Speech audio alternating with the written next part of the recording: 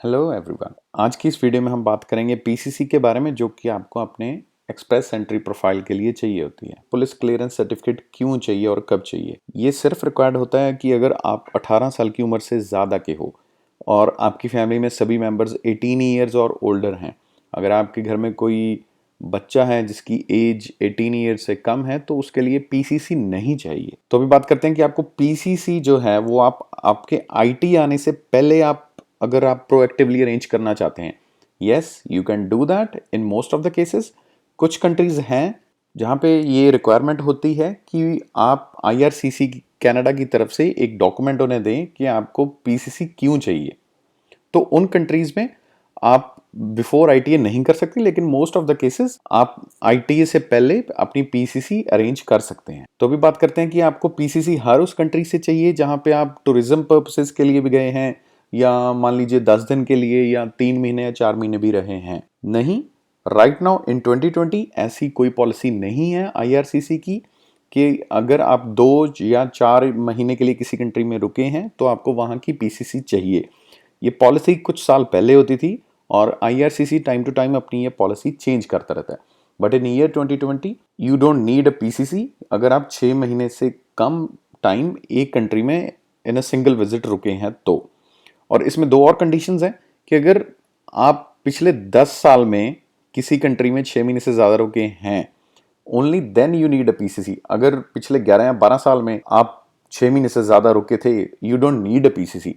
Another thing is, अगर आप किसी कंट्री में 18 ईयर्स एज से पहले गए थे फॉर टूरिज्म पर्पसेस, और इवन आप 6 महीने से ज़्यादा रुके थे, even then you don't need a PCC. तो ये मैंने कुछ एग्जांपल्स अरेंज की हैं आपके लिए टू बेटर अंडरस्टैंड आईआरसीसी की policy related to PCC requirement. तो जैसे कि आप पहली एग्जांपल देख सकते हैं कि पर्सन ए जो है उनकी एज अभी 24 ईयर्स है, लेकिन वो यूनाइटेड स्टेट्स में रहे थे 8 मंथ्स के लिए व्हेन दे वर 16 ईयर्स। जैसे कि मैंने पहले बताया था, 18 ईयर्स से पहले आप जितना मर्जी देर किसी और कंट्री में रहे हों, your PCC is not required. अब एग्जाम्पल 2 देखते हैं, उसमें पर्सन बी की जो एज है वो 45 ईयर्स है। तो अभी वो 25 ईयर्स की एज में टर्की में रहे थे फॉर 7 मंथ्स। तो 6 मंथ्स और मोर आ गया तो आप कहेंगे कि हाँ पीसीसी की ज़रूरत है। लेकिन यहाँ पे दूसरी जो रिक्वायरमेंट है वो आती है कि पिछले 10 साल की पीसीसी रिक्वायर्ड होती है। तो अभी वो 45 ईयर्स की एज के हैं, वो 20 साल पहले जब 25 ईयर्स के थे वो तब टर्की में गए थे। तो in this case as well PCC नहीं रिक्वायर्ड। तो एग्जांपल 3 में हम देखते हैं कि वो स्पेन में गए हैं इन बिटवीन 2014 टू 2017। अगर 2020 में वो अप्लाई कर रहे हैं तो वो पिछले 10 साल में आता है, and the person is more than 18 years of age, तो आप कहेंगे कि हाँ ज़रूरत है। लेकिन इसमें दूसरी पॉलिसी आ जाती है कि जो उनकी डिफरेंट डिफरेंट विजिट्स थी वो सारी not more than 4 months at a time थी। तो इसमें पॉलिसी आ जाती है कि अगर आप 6 मंथ्स और मोर इन अ रो इन अ सिंगल विजिट रुके हैं तो इस केस में भी पीसीसी इज नॉट रिक्वायर्ड। तो जब आप अपनी पीसीसी को सबमिट कर रहे होंगे, जब आपको मिल जाएगी, जैसे कि हम आगे जाके ये प्रोसेस देखेंगे, तो उसका फॉर्मेट क्या होना चाहिए। तो पीसीसी का जब आपको आपकी पीसीसी फाइनली मिल जाएगी, you have to make sure कि आपकी जो पीसीसी का फॉर्मेट है जो आप स्कैन कर रहे हो वो कलर स्कैन होना चाहिए और वो क्लियर स्कैन होना चाहिए और वो ओरिजिनल का स्कैन होना चाहिए। ऐसे नहीं कि आपने प्रिंट लिया था उसका स्कैन कर रहे हैं। तो ये कुछ बातें हैं जो आपको ध्यान देनी है। अब वैलिडिटी ऑफ पीसीसी की बात करते हैं। तो अगर आप प्रोएक्टिवली पीसीसी इशू करवा रहे हैं, आपको पता है कि आपको 2 या 3 महीने बाद आईटी इशू होने वाला है आईआरसीसी की तरफ से, तो उसमें कोई दिक्कत नहीं है, आप अपनी पीसीसी इशू करवा सकते हैं। जैसे सपोज कीजिए आप इंडिया में हैं तो आप प्रोएक्टिवली उसको इशू करवा सकते हैं। लेकिन मान लीजिए कि आप जनवरी में आपने पीसीसी इशू करवाई और आपको आईटीए आया है अगस्त में, तो वो वैलिड नहीं होगा। अगर आपको आईटी आता है मई में तो आप वो पीसीसी सबमिट कर सकते हैं। और ये जो डेट है एक्सेप्टेबिलिटी की, वो आपकी जब आप फाइल सबमिट करते हैं तब से है। जिस दिन आपने फाइल सबमिट की उससे 6 महीने से ज़्यादा पुरानी आपकी पीसीसी नहीं होनी चाहिए। और अब कुछ कंडीशंस ऐसी होती हैं कि आप मान लीजिए आप ऑस्ट्रेलिया में रह रहे थे या यूनाइटेड स्टेट्स में रह रहे थे फॉर वर्क रिलेटेड पर्पसेस और फॉर एनीथिंग एल्स, तो आपको वहां से पीसीसी चाहिए जब आपने वो उस देश को, उस कंट्री को छोड़ा था। तो अगर आप बांग्लादेश में रहते थे या आप इंडोनेशिया में रहते थे, तो जब आपने उस कंट्री को लास्ट विजिट किया उसके बाद you have to apply for your PCC. ऐसा नहीं है कि आप 3 तारीख को उस कंट्री को छोड़ने वाले हैं, आप 1 तारीख को वहां से पीसीसी लेके सबमिट कर देंगे। आईआरसीसी जब आप अपनी एप्लीकेशन सबमिट करते हैं तो वो पूछते हैं डेट्स, आपने from which date till which date कौन सी कंट्री को विजिट किया, और आपकी पीसीसी पे डेट होगी तो वो उससे मैच नहीं करेगी और आपकी फाइल रिजेक्ट हो सकती है। सो जिस भी कंट्री में आप ज़्यादा देर रहे हैं 6 मंथ्स और मोर, उसको एग्जिट करने के बाद आप वहां की पीसीसी इशू करवाइए। तो अभी बात आती है कि आप डिफरेंट डिफरेंट कंट्रीज से कैसे पीसीसी इशू करवा सकते हैं, आईआरसीसी कहाँ की पीसीसी को एक्सेप्ट करता है और क्या प्रोसेस होना चाहिए सो दैट आप इजीली अपनी पीसीसी जो है डिफरेंट कंट्रीज से अरेंज कर पाएं।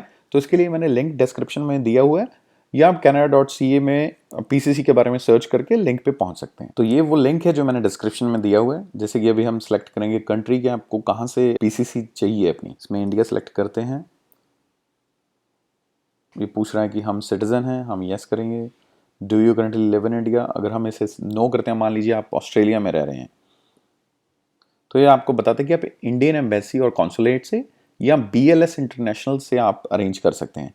अब हम पीछे चलते हैं, अब हम चेक करते हैं कि आपको सऊदी से चाहिए। तो भैया जैसे हमने सऊदी को सिलेक्ट किया, अब हम देख सकते हैं कि अगर आप सऊदी को छोड़ चुके हैं, आप कंट्री को एग्जिट कर चुके हैं, आपको वहां से पीसीसी नहीं चाहिए, क्योंकि सऊदी अरेबिया पीसीसी इशू नहीं करता जो लीगल रेजिडेंस स्टेटस में नहीं होते।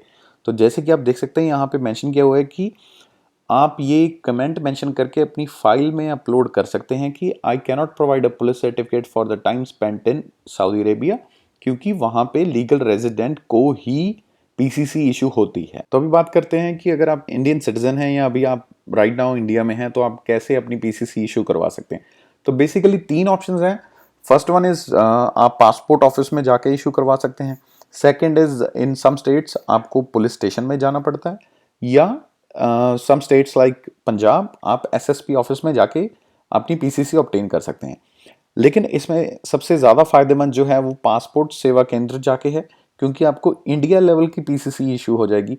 अदरवाइज अगर आप स्टेट वाइज जाएंगे तो आपको स्पेसिफिकली स्टेट की इशू होगी। तो इसलिए जो पासपोर्ट ऑफिस का ऑप्शन है वो आपको किफ़ायती पड़ता है। यू जस्ट हैव टू पे 500 रुपीज़ ओनली, एंड आपको ज़्यादा विजिट्स नहीं करनी पड़ती। आप अपनी अपॉइंटमेंट लेते हैं और इजीली उस दिन पे जाके आप अपनी पीसीसी इशू करवा सकते हैं। एंड देन पुलिस स्टेशन और एसएसपी ऑफिस, ये होता है कि कई बार आपको मल्टीपल विजिट्स लगानी पड़ती हैं और it might cost you little more than as compare to passport office fee of 500 only. और एक चीज़ और, आईआरसीसी की वेबसाइट पे जब आप इंडिया को सिलेक्ट करेंगे और आप सिलेक्ट करते हैं कि you are currently residing in India, तो वो भी यही रिकमेंड करते हैं कि आप पासपोर्ट ऑफिस से अपनी पीसीसी इशू करवाएं। तो अभी बात करते हैं कि आप अपनी पीसीसी पासपोर्ट ऑफिस में जाके कैसे इशू करवा सकते हैं। ये बड़ा इजी सा प्रोसेस है। आपको पासपोर्ट इंडिया की जो वेबसाइट है जो मैंने मेंशन की हुई है और डिस्क्रिप्शन में भी आपको लिंक मिल जाएगा, आपको उसे विजिट करना है।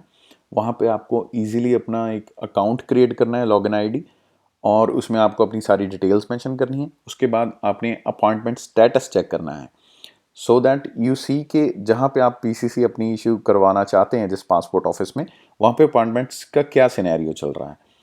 उसके बाद आपने पीसीसी ऑप्शन को सिलेक्ट करना है, उसमें अपनी एप्लीकेशन डालनी है, अपनी डिटेल सेलेक्ट करनी है और जिस दिन आप जाना चाहते हैं, और उसके बाद आपने अपनी 500 रुपीज़ की जो फ़ी है वो पे करनी है। तो जब आपने अपनी अपॉइंटमेंट बुक कर दी, फिर आपने उस डेजिग्नेटेड डेट और टाइम पे जाना है, वहाँ पे अपने डॉक्यूमेंट्स लेके जाने हैं और उनको सबमिट कर देना है। तो जो आपने अपनी आइडेंटिटी डॉक्यूमेंट्स लेके जाने हैं, उसके साथ आपको आपके पासपोर्ट की फोटो कॉपीज भी लेके जानी पड़ती हैं। आपके पासपोर्ट की फोटो कॉपीज के साथ आपको जो फर्स्ट पेज होगा पासपोर्ट का, वो ज़रूर लेकर जाना है, क्योंकि वो रिक्वायर्ड है, इट इज़ रिक्वायर्ड। और अगर आप वहाँ पे जाके फोटोकॉपी की क्यू में लगते हैं तो it takes so much of time, आपको आधा पौना घंटा फोटोकॉपी करवाने में आपको लग सकता है।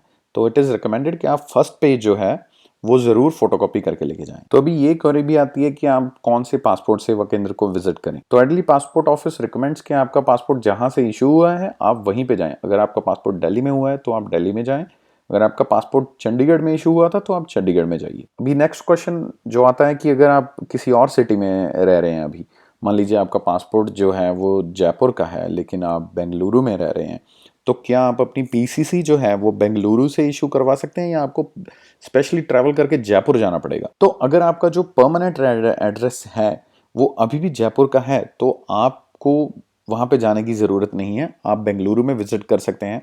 There is a notification as well issued by our ministry, जिसमें कि ये बताया गया है कि आपको स्पेसिफिकली वहाँ जाने की ज़रूरत नहीं है, बेंगलुरु में ही आपके पासपोर्ट रिलेटेड सर्विसेज आपको प्रोवाइड की जाएंगी। लेकिन अगर आपका एड्रेस आप परमानेंटली जयपुर से बेंगलुरु मूव कर गए हैं तो इट इज़ गुड कि आप पहले जाइए, आप अपना पासपोर्ट में अपना एड्रेस जो है परमानेंट वो अपडेट करवाइए, उसी के बाद आप पीसीसी अप्लाई कर सकते हैं। और पीसीसी का एक और फायदा है पासपोर्ट सेवा केंद्र से इशू करवाने का कि आप अपनी स्पाउस को भी ऐड कर सकते हैं। मान लीजिए आपकी शादी जो हुई है वो 2019 में हुई है और आपका जो पासपोर्ट था वो 2016 और या 2017 में इशू हो चुका है, तो अभी आपको अपने स्पाउस को ऐड करने में पासपोर्ट में एक दूसरे को ज़रूरत नहीं है। लेकिन at the time of application जब आप वेबसाइट पे फॉर्म फिल कर रहे होंगे तो वहाँ पे अपने स्पाउस का नाम ज़रूर ऐड कीजिए। और जब आप पासपोर्ट सेवा केंद्र में जाएंगे वहाँ पे आप फॉर्म नंबर 1 उनसे मांगिए।